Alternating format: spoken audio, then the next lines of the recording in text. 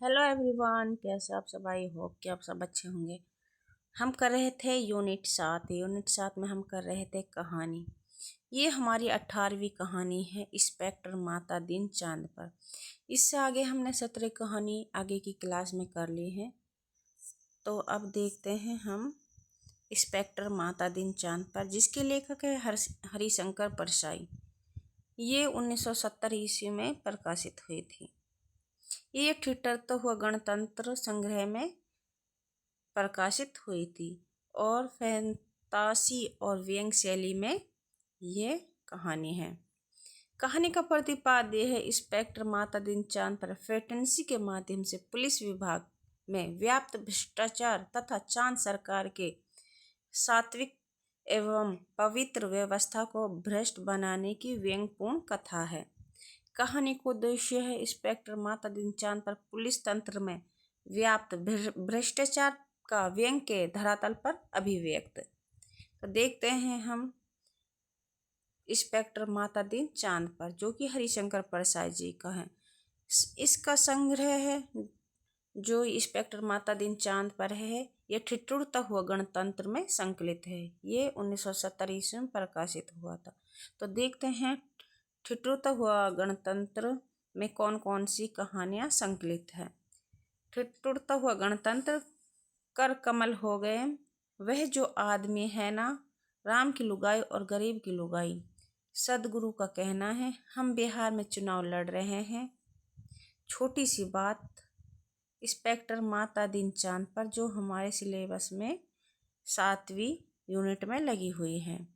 फिल्मी रोमांस प्रेम पुजारी अगर मैं फिल्म बनाता।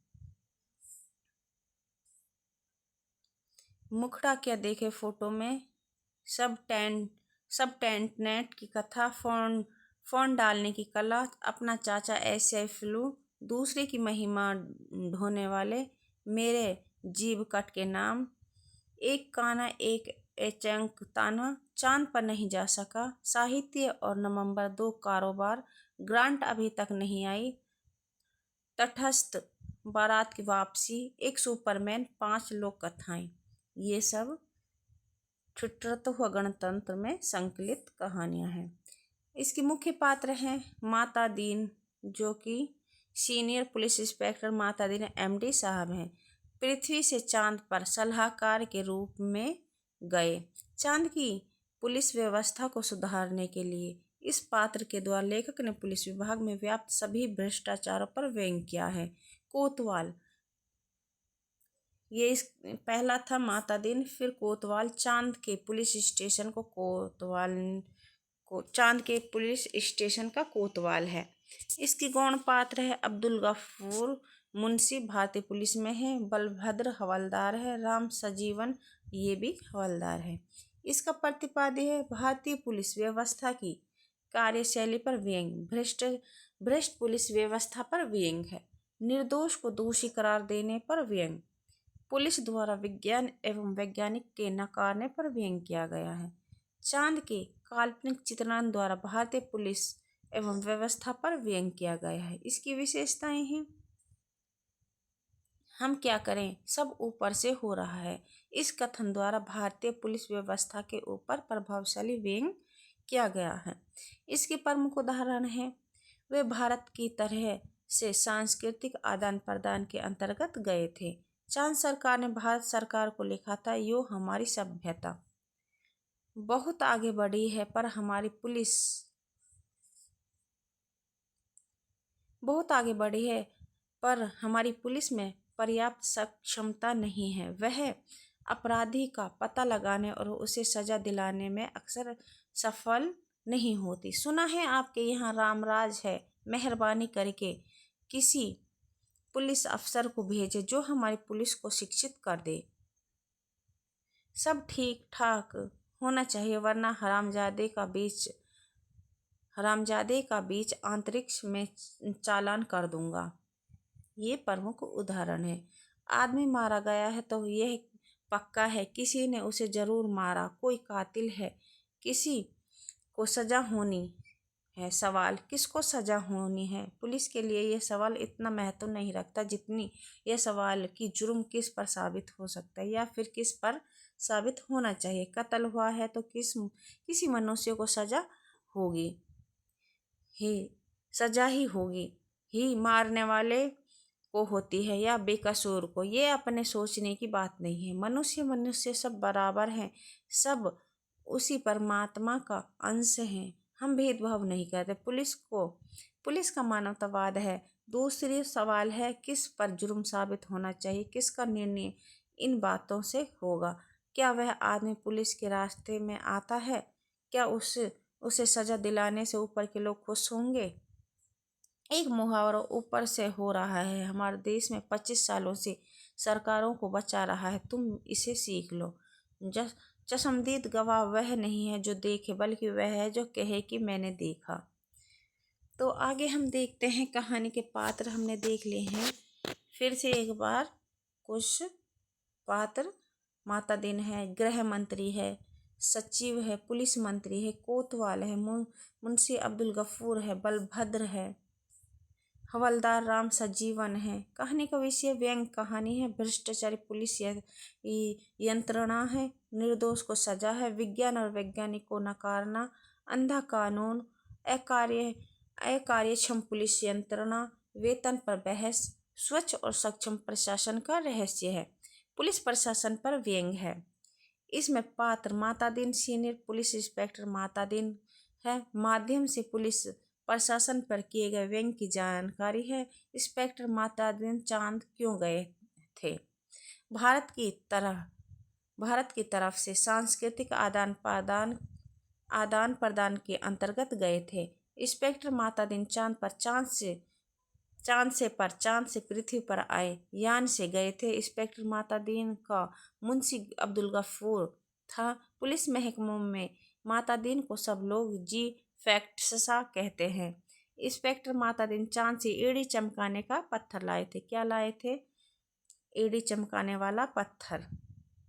हरिशंकर परसाई हिंदी के प्रसिद्ध लेखक और व्यंग्यकार थे। उनका जन्म मध्य प्रदेश के होशंगाबाद में हुआ था। इनका हास्य व्यंग इस प्रकार है। विकलांग सिरधा का दौर, दो नाक वाले लोग, आध्यात्मिक पागलों का मिशन है, क्रांतिकारी की कथा है, पवित्रता का दौर है, पुलिस मंत्री का पुतला है, वह जो आदमी है ना, नया साल, घायल, बसंत, संस्कृति आदि है। इन कीर्तियों जैसे उनके दिन फिरे, भोला राम का जीव, हंसते हैं रोते हैं।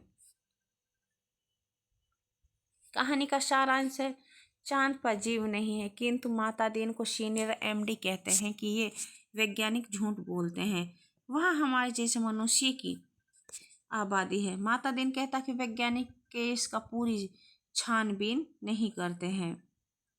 उन्होंने चांद का उजला ही हिस्सा देखा है, अंधेरा नहीं देखा है। उस अंधेरे हिस्से में मनुष्य जाती रहती है। उस अंधेरे हिस्से को देखकर आता हूँ, ऐसा वह तर्क दे रहा है। लेखक कहते हैं कि विज्ञान हमेशा माता दिन के समान हारा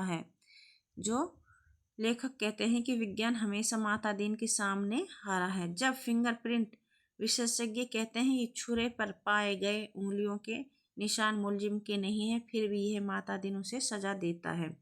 जब पूछा जाए कि माता दिन चांद पर क्यों गए थे, तो ये कहना कि वह टूरिस्ट के हैसियत से या किसी अपराधी को पकड़ने के लिए नहीं गए थे, बल्कि भारत की ओर से सांस्कृतिक आदान प्रदान के लिए गए थे। चांद सरकार ने भारत को एक पत्र लिखा था। उस पत्र में कहा था कि हमारी सभ्यता तो बहुत आगे निकल चुकी है, किंतु यहाँ की पुलिस यंत्रणा पर्याप्त कार्यक्षम नहीं है। अपराधी का पूरा पता लगाने में अक्षम है। अपराधी को सजा दिलाने में कभी सफल नहीं हुआ। सुना है कि आपके यहाँ राम राज्य है, तो मेहरबानी करके किसी पुलिस इंस्पेक्टर को भेज दीजिए। हमारे पुलिस यंत्रणा को शिक्षित कर दीजिए। गृह मंत्री ने सचिव से पूछा कि भेजना है, आरजी को भेजेंगे क्या? तब सचिव कहता है कि आरजी को नहीं भेजा जा सकता, क्योंकि प्रोटोकॉल का सवाल है। चांद हमारा क्षुद्र उपग्रह है। यहाँ चांद को क्षुद्र कहकर लेखक ने सामाजिक मानसिकता की ओर संकेत किया है।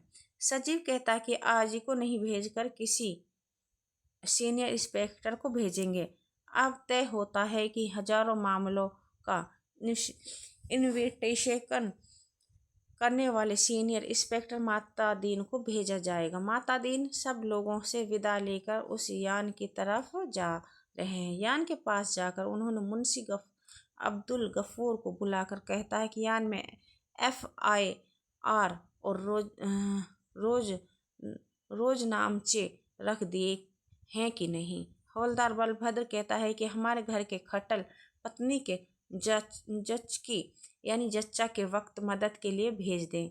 जो ये बलभद्र को कहता है कि हमारे खट्टर पत्नी के जच्ची के लिए यानी जच्चा के लिए मदद के लिए उस टाइम पर भेजा जाए। अर्थात माता दीन की पत्नी गर्भ से है और उसकी डिलीवरी का टाइम हवलदार की पत्नी को जानने के लिए कह रहा है। हवलदार ठीक है बोलता है। माता दीन जैसे ही यान में बैठ जाते हैं वैसे ही हवलदार राम सजीवन भागता हुआ आता है और कहता है कि SP साहब ने कहा है कि किसने कहा है? SP साहब ने कहा है कि चांद से आते समय एडी चमकाने वाले पत्थर जरूर लेते आना। माता दीन खुश होकर बोलता है ठीक है, मैं जरूर लेकर आऊँगा। एक दिन चांद सरकार ने गुप्त अधिवेशन बुलाया गया। अधिवेशन बहुत तूफान खड़ा हुआ था, गुप्त था, इसलिए खबर छपाई नहीं गई। इस कहानी में लेखक ने सरकार, पुलिस, प्रशासन, कार्य प्रणाली पर व्यंग्य किया है। नकारे निकम्मे व्यक्ति को पहले नियुक्त करती है, फिर उसको अपने देश का प्रतिनिधि करने के लिए किसी और देश में भेज देती है। इसका चित्रण लेखक ने इस कहानी में किया है, जो कि इंस्पेक्टर माता दीन चांद पर।